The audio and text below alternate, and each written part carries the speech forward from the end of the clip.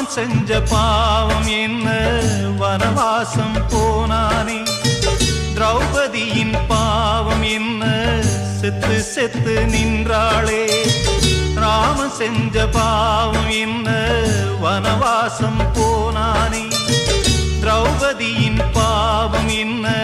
செத்து செத்து நின்றாளே தங்கம் வறுக்கப்படும் தீயில் உருக்கப்படும் அதனால் பழுதில்லை உண்மை வருத்தப்படும் ரோட்டில் நிறுத்தப்படும் அதனால் இழிவில்லை